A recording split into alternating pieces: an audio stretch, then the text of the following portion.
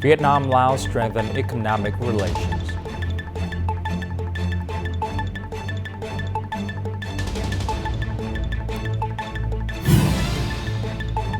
And Ho Chi Minh City public capital disbursement accelerated in late 2024.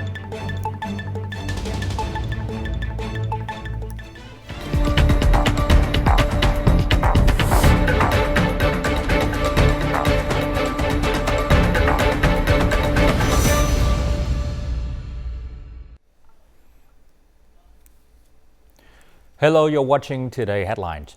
Prime Minister Phạm Minh Chính met with General Secretary and President of Laos Thongloun Sisoulith on Friday morning in Vientiane, Laos. General Secretary and President of Laos Thongloun Sisoulith warmly welcomed Prime Minister Phạm Minh Chính, highlighting the visit importance as a milestone for the Intergovernmental Committee between the two nations. Prime Minister Phạm Minh Chính conveyed greetings and well wishes from Vietnam top leaders, including Party General Secretary Tô Lâm, State President Lương Cường, National Assembly Chairman Trần Thanh Mẫn, and permanent member of the Party Central Committee Secretariat Trần Cẩm Tú. During the meeting, both leaders agreed to strengthen cooperation in defense, security, culture, and education. They also focused on boosting economic ties, particularly in finance, infrastructure, transportation, energy, telecommunications, and tourism, aiming to increase bilateral trade to $5 billion.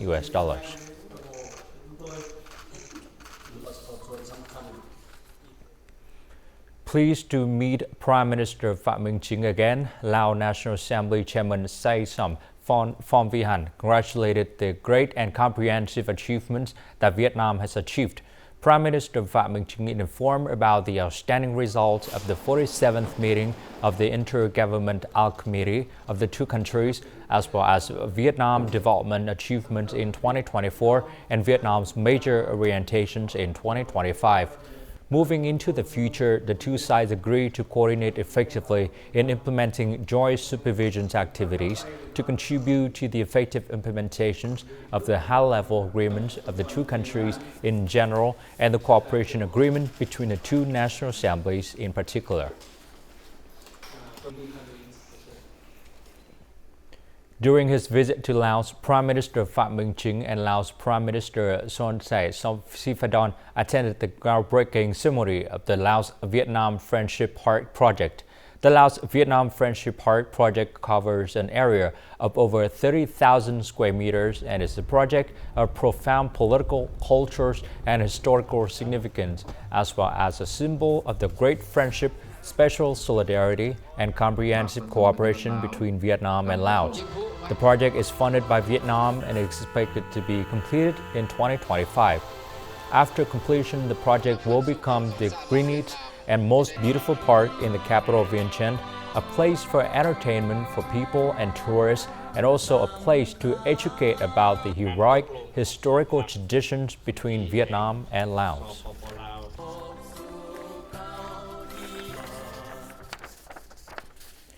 This afternoon, receiving Mr. Lee Ho-wang, chairman of Tramvit Group, Deputy Prime Minister Hồ Đức Phước highly appreciated the group's investment and business activities in recent times and welcomed the group's continued expansion and investment shift in Vietnam, specifically the investment project of the multi-purpose entertainment complex horse racing track in Sóc Sơn, Hanoi.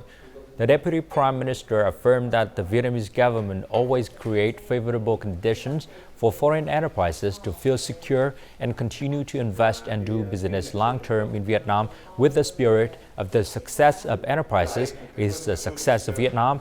The devotees of enterprises are the devotees of Vietnam.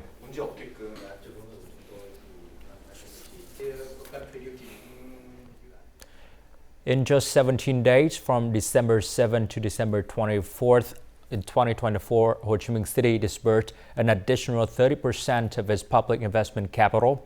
This achievement is attributed to the notable performance of certain departments and districts in disbursing public investment effectively. This served as the foundation for the city leadership to focus on management efforts aimed at achieving a public investment disbursement rate of at least 80% for this year. This is the construction project for the new Trieu Quang Phuc Primary School. With a total investment of over 8.2 million USD, the school is fully equipped with modern facilities. This is also one of the final projects completed in 2024, contributing to the increase in public investment disbursement rates for Bintan District. In 2024, Bintan District carried out 57 public investment projects, achieving a 100% disbursement rate.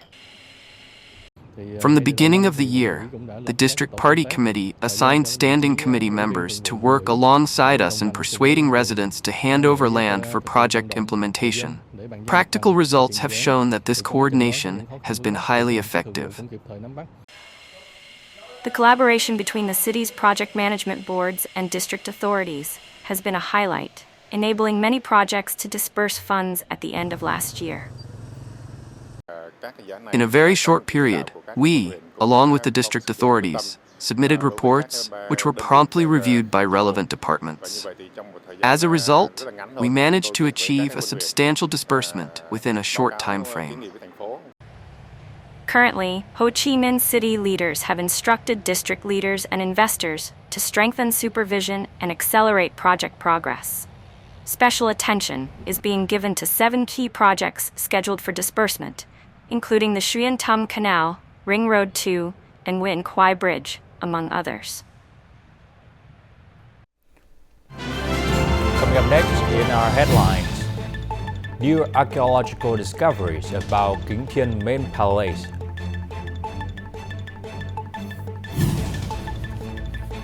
And a year of remarkable growth for Vietnamese cinema.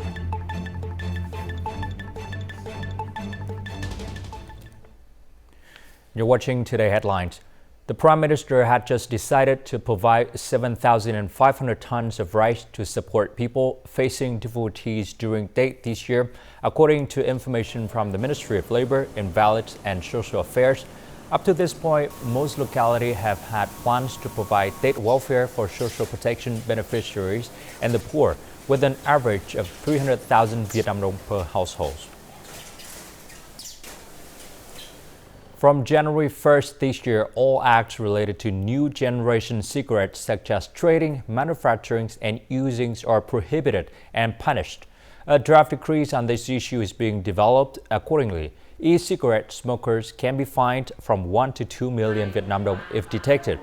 Currently, the Ministry of Health is proposing and amending and supplementing Decree 117 of the government on regulations on administrative sanctions in the health sector. It is expected that the penalty for users will be equivalent to that for smoking drugs.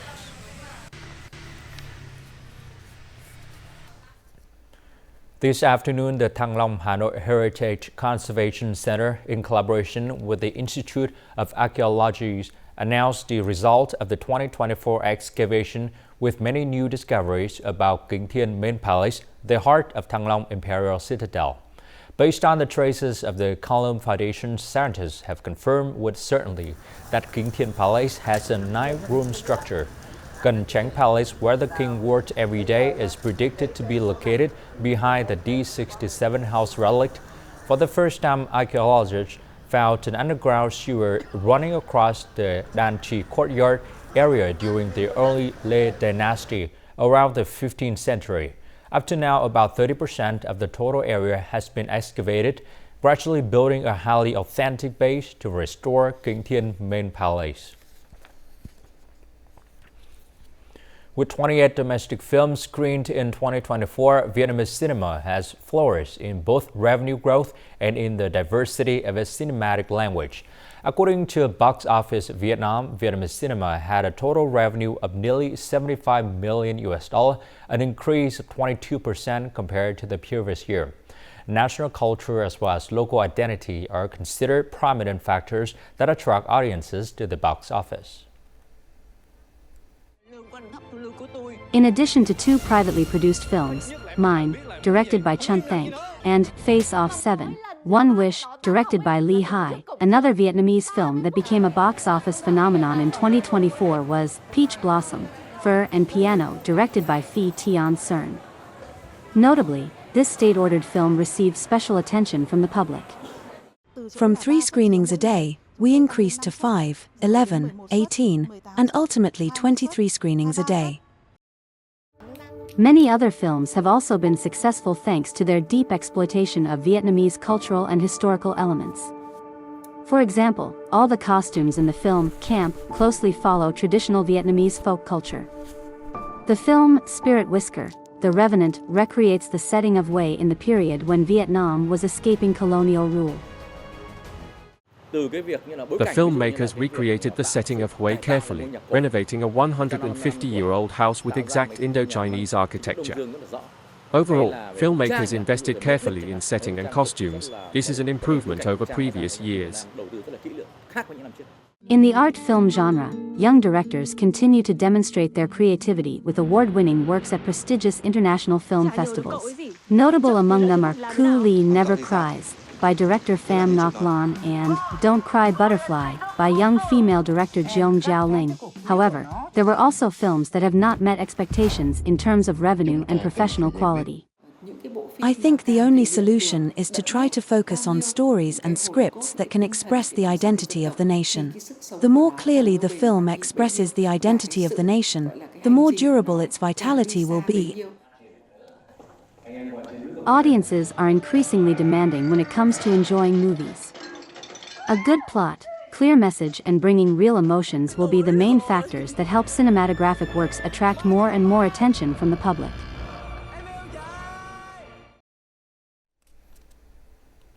And as usual, let's continue with the weather forecast.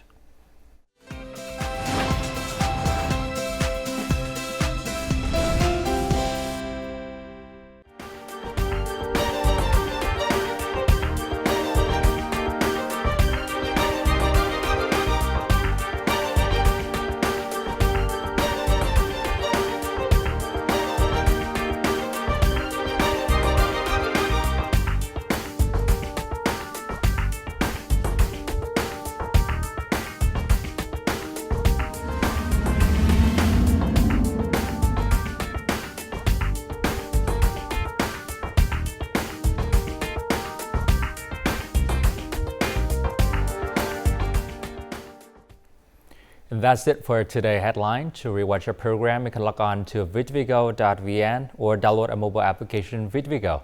Thanks for watching and goodbye for now.